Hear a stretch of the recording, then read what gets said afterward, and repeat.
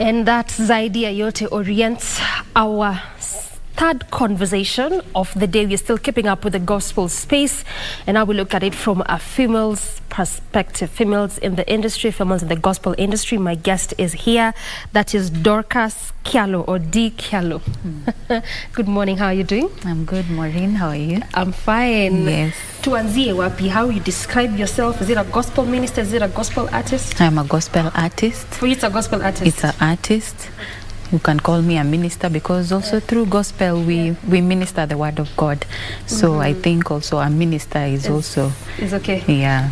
For you, you know, the previous guest I had was really describing for us what the difference is, and perhaps I can just pick it up from your perspective. What does a gospel artist mean to you? I think an artist is more of like the music, the entertainment part of it. Right. And that for me, I can call myself an artist right now because the only thing that I know right now is to sing. But see, ministry is another thing, which at the end of the day is a calling. Let's say like a preacher, like, but I can say I'm an artist and I'm also a minister because through the music I get to share the word of God. Maybe I don't preach, but through the music that I work on or I record and produce and write, I get to speak about the word of God. So you've been called. You can say a calling. You can say for you hujajita umeitwa. Sijajita nimeitwa. Talk to me about your music then. When did you begin music, and for you, why gospel? Well, my music journey, I can say, started back in 2020. But back in high school, still I used to do music, and when I was young also, I used to do music. I used to participate in church a lot. I would participate also in the music festivals. So it's something that I think is in my blood, and even in my family. And I'm so excited. So you're from a family of singers, musicians? Yes. Okay. So this was back in 2020? 2020 is when I did my first song. That's when I let it out to the public. Though I'd written so many songs, but I had never, released them to the public. So that's when I think now God spoke to me and told me, now this is the time. Let yourself out to the world and share what you have. Yes. You had written many songs but never released it to the public. Why? I think sometimes when you have a calling, it's also a journey for you as you discover yourself, as you also gain the confidence, and it reaches just that time when you just up and go. And for me, it was like it's now or never. Yeah. So when you say you had written many songs, like how many are this, but that you had never recorded? Like how many? Because now you've done 2. Yes. Yeah. I have written like over 20 songs. Oh, that's like 2 albums. Yes. And some of them, yes, I've recorded, but not yet released. Oh. So one by one, just slowly by slowly, as God speaks to me, which one to release, I do it. So tell me about your first release. In fact, even before that, this is Zaidi Ayote. Yes. Is this the first song? Because you had done songs before. It was only the releasing part that hadn't happened. So was this like your first song? Funny thing, Doreen, this is not my first song. Okay. But I think sometimes, with music is about maybe timeliness. I think it came to me as a season I was going through during that period of my life. And while I was going through that season, those are the words that came to me. And I want to know God, like the song says, Zaidi Ayote, nataka kumjua Mungu. That is what was in my heart at that time, because I didn't find anything else at that season and what I was going through. I didn't find anything else better to do, or that is the place where I found peace. Just knowing God. What was this that you're going through? Are you comfortable to share it? So that we can get context for, why I ask that also is because sometimes, especially when you look at the gospel space, and we even had this conversation before, and with a good number of artists, you really quite hear this quite a lot of oftentimes, that songs are just released, you know, for entertainment. That's why I asked you first of all, what is your understanding of an artist? And so then some would say, or some quarters would say that it's just for entertainment. Some would say just for fame, for money, you just want to be known. So when you get someone who says that there was something I was going through, maybe not like give details of it, but you can just, you know, perhaps paint for us a picture. What was this? It was something that I was going through. I mean, Doreen, everyone goes through difficult times, and different people have different ways of dealing with their situation. And me, when I go through, especially things to do with family, you know, they are so deep. Things about people you really love and people who are really close to you, and they really weigh you down sometimes. And during that time, the place where I found comfort was in just music. And that's when those words came to me, and I was like, I just want to know God more. And I remember during that season is when I got more engaged even in church, in the ministry, just trying to get a way of dealing with everything. And it emerges, you know, I came out strong, and I'm happy. And I went ahead and finished that song and even released it. I didn't even know how I'm going to, you know, go ahead with releasing. You know, there's a lot that comes with releasing music, you know, from production for it even to get where it is right now. So those are some of the challenges, and I can say really that God has really been faithful to me, and I thank him so much. I see you're very economical with the story.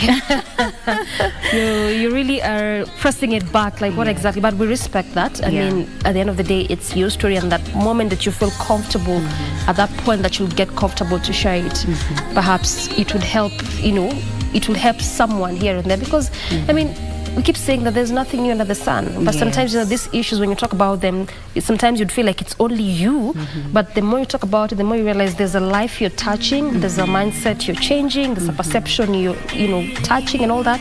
But I mean, that's also up to you when you get comfortable with that. But we also want to take a very quick breather at this particular point, Dee. When we come back, there's so much to discuss, including just also being a female in the space, you know, in the industry, because oftentimes we've had the conversations that women are not sustainable in the industry. They'll come for a season, they'll go back, season, go back. Some would say, you know, being a woman entails a lot. Yes. Yeah. So you'll also tell us that, and also how you balance what you do as a police officer in ministry or music. We talk about all that after this breather. Time for that. We circle back with plenty more of this conversation. Stay with us.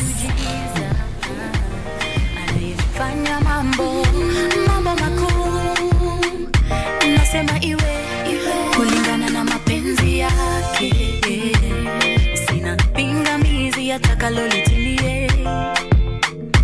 Nasema iwe kulingana na mapenzi yake, sina pingamizi atakalolitimie.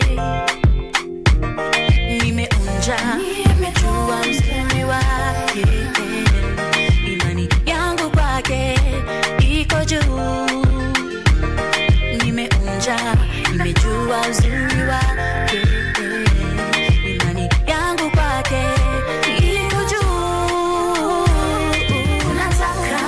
Nataka kumjua Mungu zaidi ya yote, zaidi ya yote. Nataka kumjua Mungu zaidi ya yote, zaidi ya yote.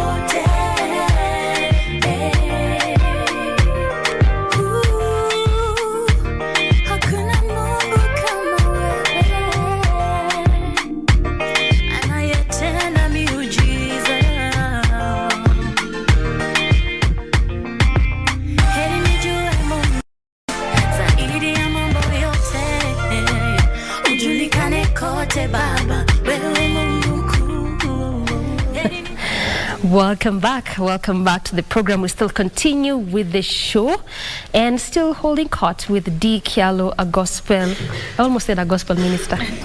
But it's okay, you said we can do both. You can do both. Yeah.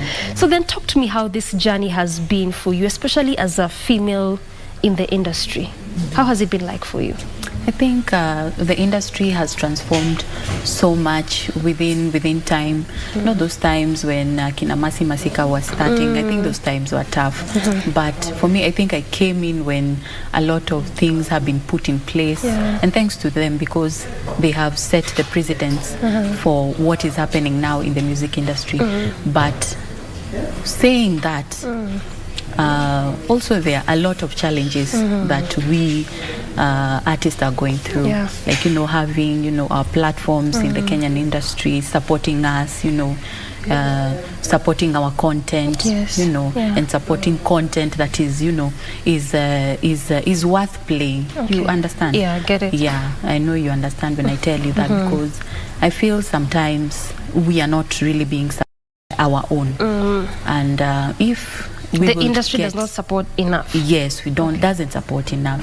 But we thank God for it, and we thank God also for all of you. And we can say slowly but sure, we are getting there. It's progressive. It's progressing. Okay. It's progressing. So then tell me about Bado Bado. This is the second song you released, and this you did release it last year. Yeah. Not your second song, but you just felt the need to release it as your second song. So just what was the idea behind this one? What was the inspiration? And also, why release it amongst all your 20 other songs? Well, Bado Bado is a song, first of all, that I love very much. It speaks so much. It is like, let me say, it is like a response to Nataka Kujua Mungu, because you see that when I was writing the first one, I was going through something, a difficult moment in life, like I told you. So this is more of like a response, like saying, you know, Bado Mungu yuko, and yuko nami, you know, like saying God is there, and I came out strong, and just encouraging also other people who are going through difficult moments. Just, it's not the end of life, and you will come out strong, but how you deal with that issue is what matters most, and what you learn, the experience you get from what you go through. That is what is important. And indeed, actually, in this life, that is what is important, how you can also share your experiences as such. But also, I feel it will be a disservice for us to exit this space without talking about what next, because the songs that you have qualify to be in 2 albums or even 3. Yes. How does the future look like for you as a gospel? The future for Kyalo is very bright. There is no year. I feel like this is the year for me. 2023. This is your year. Yeah, it is my year. And I've started on a good note, and we're asking for God for guidance. So my fans should be ready for good things. Good things in store. I'm yet to release another one just in a few, maybe like 3 months or so. Yes. So they should stay put for that. Stay put. Do you want to tell us which one this is, or what to get to? I want to keep them in suspense. In suspense. So that they can be there waiting, eh? Yes, yes. All right, I hear you. Yes. Thank you so much, Dee, for your time. And we didn't even get the time to talk about how you balance, you know, police work, a police officer, and music. But as always, the next time we can always do this. This also creates moment for us to invite you even more and discuss about your content. I would love to come more and more. And thank you so much, Doreen. I also like to use this platform to ask my fans to please subscribe to my Skiza Tune, to dial *812 *494 hash. Repeat that again. *812 *494 hash. That is my Skiza Tune. That is the way that fans of Kyalo can support. Yes. I hear you. *812 *494 hash. Well said. Asante sana, Dee, for your time. Thank you so much. Highly appreciate you. Thank you so much. All right, that has been Dorcas Kyalo again, just definitely talking to us about her music journey, how it has been, and obviously also just touching about how it is like being a female gospel artist. Good place to end this particular conversation, but we still have plenty more on the other side of this break. Stay with us.